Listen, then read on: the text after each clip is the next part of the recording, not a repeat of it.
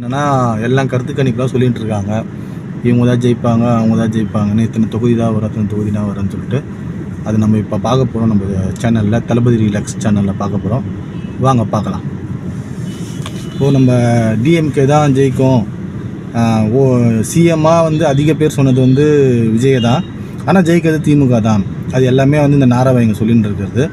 ஆனால் உண்மை வந்து உண்மையாலுமே சொல்கிறேன். நான் இந்த வீடியோவில் உங்களுக்கு சொல்ல போகிறேன். இப்போ டிஎம்கே வந்து 120 சீட்டு ஜெயிக்கும், 200 சீட்டு ஜெயிக்கும். ஏடிஎம்கே வந்து 147 சீட்டு ஜெயிக்கும். ஆனால் டிவிகே வந்து 5, 8, 10, ஆனால் 25% ஓட்டு வாங்கிடுவார். பைத்தியக்காரத்தனமாக பேசினுக்கிறாங்க. இதில் உண்மை என்னென்னா, நிறைய சேனல்கள்லாம், யூடியூப் சேனல்லாம் நடுத்தரமாக கரெக்டாக பேசுகிறவங்களும் இருக்காங்க. அது நம்ம பார்த்துன்னு தான் இருப்போம். இப்போ நம்ம ஓட்டு, அதாவது மாங்காய் சொல்லுவோம், கொத்து கொத்தாக மாங்காய் தொங்குதுன்னு சொல்லுவோம்ல, அதேமாதிரி தான் கொத்து கொத்தாக டிவிக்கு ஓட்டு போய் விழுந்திருக்கு. அது எல்லாருக்கும், எல்லாருக்குமே நமக்கு தெரியும் நல்லாவே. அதில் இவங்க எந்த இதை வச்சு டிஎம்கே தான் வரும், டிவிக்கு தான் வரும்னு சொல்கிறாங்க, எனக்கு புரியவே இல்லை. டிஎம்கேக்கு அது ஏகப்பட்ட ஆன்டி கமெண்ட்ஸ் இருக்குது. அது இல்லாமல்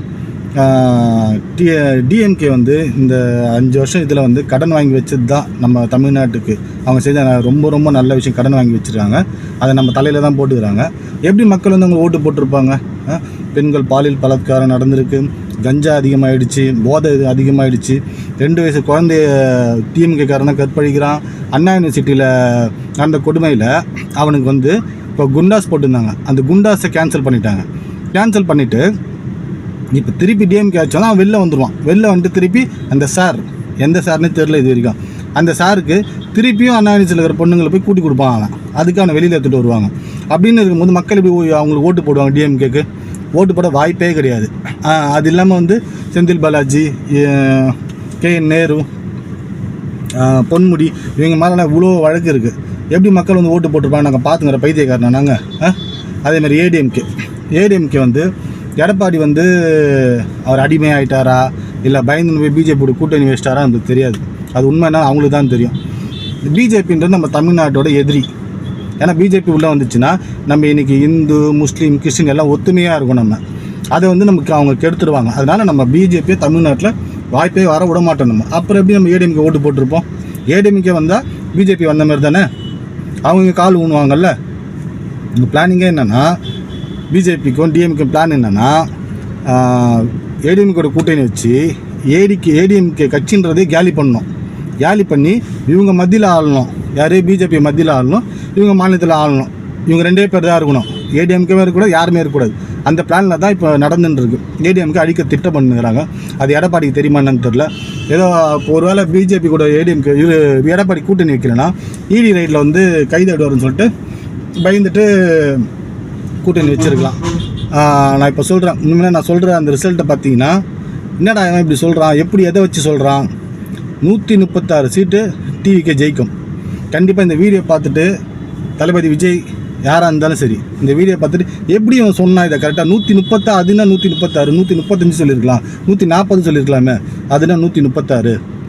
உங்களுக்கு ரிசல்ட் வரும்போது தெரியும் பாருங்க. 136 தொகுதி விஜய் ஜெயிப்பார், அடிப்பார். அதில் எந்த மாற்றமும் கிடையாது. இதை எப்படி தான் இவன் சொன்னான்? இதை நீங்கள் யோசிப்பீங்க, இது எப்படி சொன்னான்னு சொல்லிட்டு. ரிசல்ட் வரும் பார்த்தீங்களா?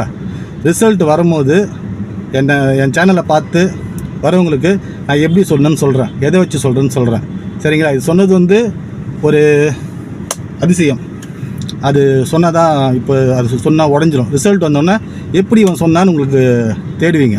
136 தொகுதி டிவிக்கே வின் பண்ணோம், விஜய் ஆட்சி அமைப்பார். இதில் எந்த மாற்றமும் கிடையாது.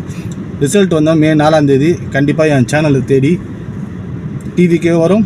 டிஎம்கே யோசிப்பாங்க, ஏடிஎம்கே யாரா இவன் கரெக்டாக சொல்லியிருக்கான், எப்படி சொன்னான், இவனுக்கு எப்படி இந்த நியூஸ் போச்சு தேடுவாங்க கண்டிப்பாக. இல்லை என்னோடய நம்பரும் போடுறேன், இந்த வீடியோ என்னோடய இதில் நம்பர் போடுறேன், கண்டிப்பாக பாருங்கள். 136 தொகுதி கண்டிப்பாக டிவிக்கே ஜெயிக்கும். இல்லை எந்த மாற்றமும் கிடையாது. ஒன்று அச்சு பிசுறாது, ஒரு சீட்டு கூட அச்சு பிசுறாமல் 136 தொகுதி கண்டிப்பாக ஜெயிக்கும். ஏன்னா நம்ம 2 பேருக்கும் ஓட்டு போடல. ஓட்டு போட்டால் கட்சிக்காரனாக தான் இருப்பான், மக்கள் எவனும் ஓட்டு போட்டுருக்க மாட்டான்.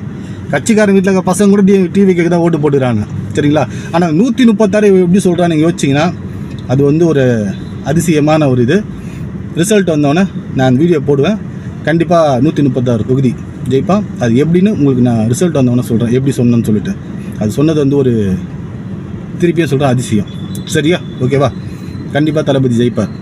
வெற்றி நமதே. கான்ஃபிடெண்ட்டாக இருங்க.